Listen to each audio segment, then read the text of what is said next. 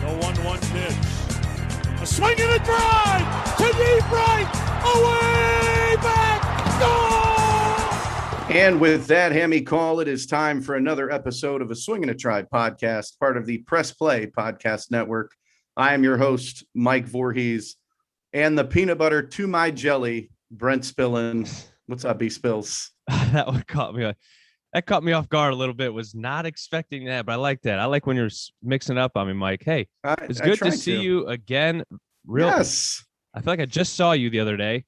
And you did. We're back for a little shorter episode, I would say. This is not a super fun one, though. No, it's not. We're not talking about Cesar Hernandez getting dealt to the White Sox. We're not talking about that. We're talking about no other trades have happened thus far with the Indians, but we're talking about we do have a loss, though. We do. Our beloved manager, Terry Francona, announced yesterday that he was going to be stepping away from the Indians for the remainder of this year to focus on his health, B Spills. And I'm sorry, that hurt more than any trade we could have made yesterday. No. I was in a meeting when I got the alert, and I had to excuse myself for a minute to make sure that I read it correctly. Yes, Tito Francona, who's battled injuries. He's missed some games here and there. I know last year he only managed 12 games because of injuries and illness. And now if anybody's seen him around, he's been wearing a boot. He had a staph infection for a toe injury. And so he's stuck in a boot. Well, now it was discussed yesterday that he will be having left hip replacement surgery. And then after that recovery time frame of about, 6 to 7 weeks, he's going to have a metal rod placed in his foot because of that staph infection. Yeah, that's it's so hard to hear that. But you know what? Like, I'm okay. Like, he has to get healthy. This is different now. Like, I know we want Tito. We want him for our selfishness for the Indians, for them to win because he's so good and he's a Hall of Fame manager. But now it's getting to the point where it's starting to worry me a little bit. And I'm like, okay, I think he understands it. The team understands it. Like, he needs to get, the surgeries, and he needs to recover like, the way he needs to. Well, and it obviously he's 9 wins away from becoming the all-time winningest manager in Indians history. No, he's like 5. He's 5 now. Okay, yes, that's 5. even worse. I would have loved to have seen him do it this year. But yeah, this is more than baseball. He's 62 years old. We're talking about quality of life. We're talking about, obviously his health. It's more than baseball. Like, yeah, we want him on the bench. We want him in the dugout managing this team, but the man's in some pain. He talked about how after every game, he immediately tries to get off his feet and he pretty much lies in bed because it's the only thing that makes him feel good. That's not quality of life, guys. We want him outside of baseball. We want him to have a long, healthy life. And if this is what he has to do, then this is what he has to do. And we'll just have to suck it up and deal with it. It's not like we're in the middle of a pennant race right now. I think it makes perfect sense. I think the timing is perfect. Yeah, it's one of those things when I first heard it, I was like, oh, no. But then, I kind of was like, okay. It actually kind of comforted me, made me feel a little better. I know that sounds weird, but because I knew I'm like, okay, they're not saying he's gone indefinitely. He's not gone for a series, a week or two. It's like, he's done for the season, just let him take the time so he doesn't have to worry about rushing himself back. You know what I mean? He can take the whole off season and hopefully he can come back in 2022. Well, the thing that shocked me a little bit is who will be replacing Tito on an interim basis. We all expected it to be Sandy Alomar Jr., first base coach, who filled in admirably for him last year. But no, it will actually be DeMarlo Hale, who has served as bench coach next to Tito. He replaced Brad Mills when Brad Mills stepped away for family stuff. And I'm a little confused. Like, why wouldn't you have asked Sandy to do it? He's done it before. I wonder if there's more to the story. Yeah, I'm not sure in that. We'll have to kind of dig a little bit and find out. Maybe we'll have to ask Brian Shaw about it. He'll probably know. Oh, Brian, I'm sure get him back on again. He's already tweeted it. I'm sure. I don't know. I haven't talked to him yet. I don't know. I think DeMarlo's been like taking over. You know, when like Tito was ejected, Yeah. or when he's been. I think he's been taking the interim spot all those games. Yeah, I'm not familiar with DeMarlo Hale. I'm not either, to be honest with you. And I think for our next episode, I might do a little bit of research.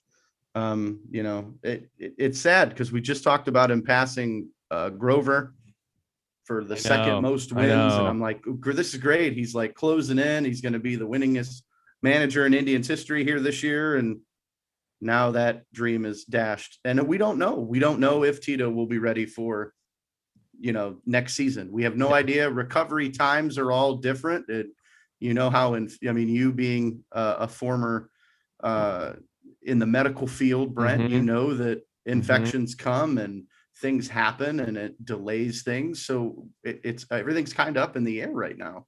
Yeah, it is tricky. I mean, we'll see. And that's the thing too, is you can put timetables on, you can put numbers, but like, it's all about the individual person and how they recover. Every body is different. So we will see, but I am hopeful with this amount of time that he's going to take. It should also help like stress wise can inhibit, healing too. It can be a barrier to healing and stop it from healing as fast. So hopefully that, without less stress as well. I mean, he's taking his time, that he can fully recover. I'd be less stressed too, not having to worry about who I had to march out there to pitch with Savali and Bieber being down. But you wonder, will Francona do anything on the sidelines? Do you think that he'll be talking to DeMarlo Hale every day or every other day, talking to Chris Antonetti and the folks in the front office? Yeah, like every couple of days. Oh, they'll have. I can't imagine he's completely withdrawing from the team. No, I mean, he's probably not going to be part of the daily game plans necessarily, but he'll be talking with the front office, and it's Tito, man. He can't shy away from baseball no matter what. So we will see. I just want to read a couple quotes real quick, Mike, from him. Yeah, absolutely. He was on a Zoom call last night, and he said, "I want to love my job. You guys have been around me long enough to know I'm not talking about a loss or a win. I'm talking about the challenges that come with the job. I'm just not able right now to physically do what I think needs to be done. I haven't lost the love of the game or the love of our team or the people in it. If anything, I know I care more today than I ever did. The relationships have grown and have gotten stronger. I've got to get healthy or I can't do this job. It's like one step at a time." And then when, a little bit later, he talks about how like even trips to the mound are painful. He has that boot on. Like, he's like, it's not fun. It's like, all he does is go home and put his feet up. Like, if you're sitting there and just to take a pitcher out is painful and it's like not enjoyable, like, I get it completely, 100% get him. He's man, I love this guy. Like, he is just so awesome. I want him to get better.